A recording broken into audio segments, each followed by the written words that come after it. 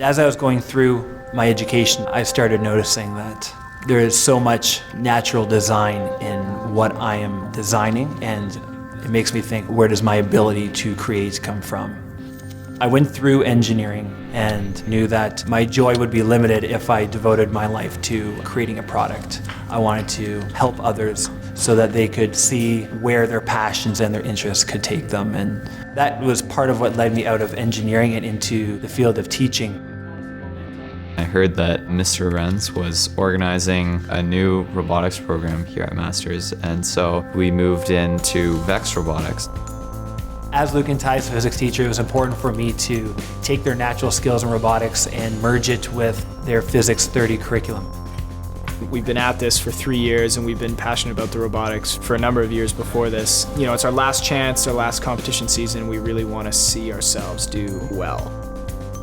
So we see the students taking the robots out of the real world and back into the physics class. And as they're learning those advanced topics of physics, they're seeing how those principles will improve the state of art of their robot. Ty and Luke have ownership now within the actual course through robotics.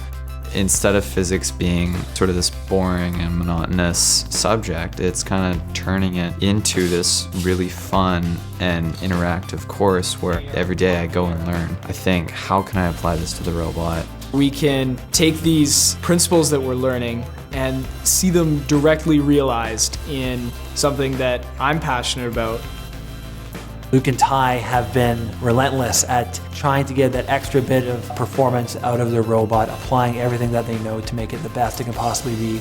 Now we're off to the World Championship in Louisville, Kentucky to actually compete on a World Championship scale. I'd never been part of a competition of that scale before. It was pretty incredible to see how big it was. We saw our competition and we saw that they're making like some major improvements to their robot. So we were worried, like, are we gonna be able to like compete with these guys? We were working towards this for 3 years, and this was our goal in grade 10. And so now this is sort of like the victory lap for us. You know, we had the opportunity to see a project of our own design through to the end. I feel like what I've learned from it and through it, I'll remember much better than I would with any other learning style. It was definitely a highlight of my life in high school. They are designers and thinkers and innovators. To see them realize their goals and their dreams and their passions coming to fruition after years of desiring it, they have put in so much work and so much effort, and it's actually producing results.